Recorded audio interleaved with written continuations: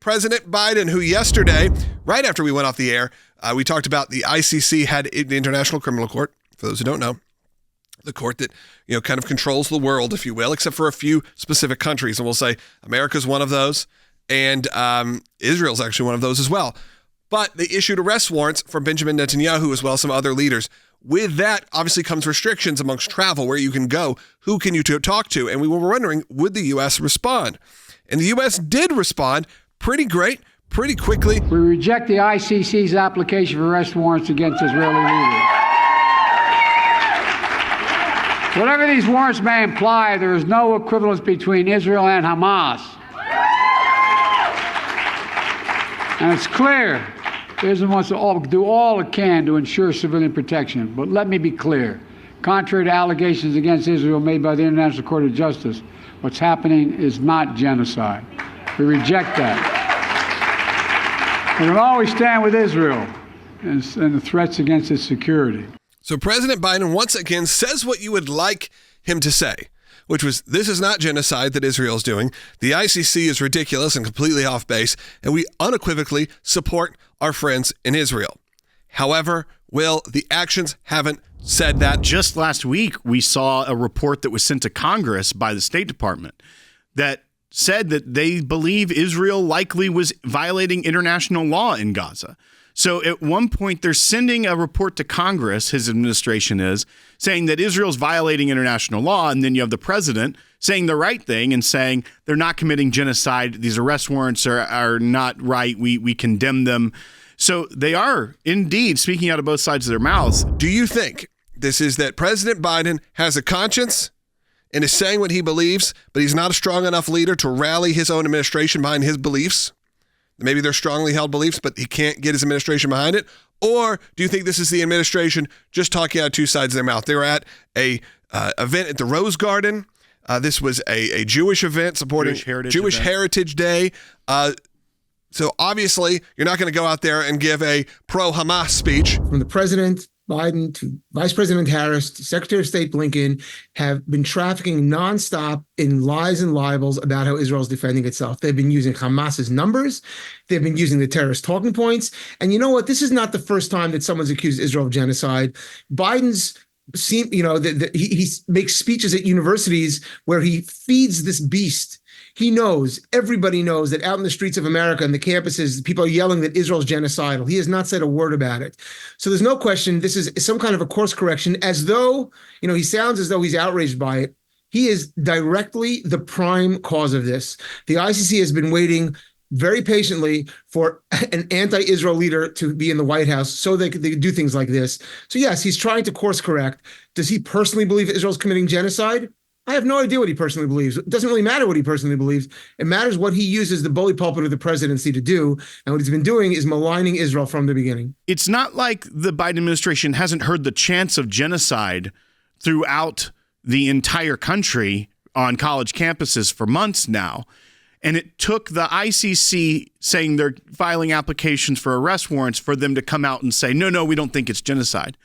So right. It's always too little too late when there's something bad that happens to Israel. But they are more than happy to get ahead of things and punish Israel proactively, whether it be people in Judea and Samaria, whether it be munitions, any of the details. When they are going to take an action, if it is against Israel, proactive. If it is in reactionary, it's when something bad happens to Israel. Whether this is their primary issue or not, when it gets too far and it catches their attention, then the Democrats have to course correct just politically. I think what we're seeing here is course correcting politically. Whether Joe Biden believes or doesn't believe this himself, I don't know that Joe Biden's scruples have come into play at all during this administration. But as you say, they're proactively They're chastising Israel. They're creating Israel, making Israel into a villain. And then when it goes too far, they're using it as an excuse to say, hey, look at us. We're really Israel's friend. And they're talking out of both sides of the mouth. And at the end of the day, what this amounts to is a lot of death over in the Middle East. President Raisi of Iran, who obviously died in that helicopter crash over the weekend. The United States on Monday offered its condolences over the death of Ibrahim Raisi, foreign minister, and the other members of their delegation. Again, this is someone who is known for brutally murdering hundreds of thousands of people, probably. And when you see a U.S. State Department official spokesperson putting out a press statement that is just 2 quick sentences. The United States expresses its official condolences for the death of Iranian President Ibrahim Raisi, foreign minister, and other members of the delegation in a helicopter crash in northwest Iran. Second sentence, as Iran selects a new president, we reaffirm our support for the Iranian people in their struggle for human rights and fundamental freedoms. Can we ever look the brave women and men who are fighting for freedom in Iran in the eye again after sharing our condolences? Certainly, I am prepared to concede that we should be grateful that the American government did not send billions of dollars in lieu of flowers to the Iranian regime. Right. But what the American government essentially did is it caved into terror. He didn't get the name the Butcher of Tehran yesterday. This is a decades-long battle with him, including his own people, who, by the way, there was very split feelings, even within the country. Which I'm sure that would happen, look, for any of our political leaders if they passed away. However, they are political leaders, regardless if you love or hate Joe Biden or love or hate Donald Trump. Their nickname doesn't infer the fact that they murdered hundreds of thousands of their own people. He's had that nickname now for decades. Right. People can't forget that this regime funds terror. They are the biggest exporter of terror around the globe.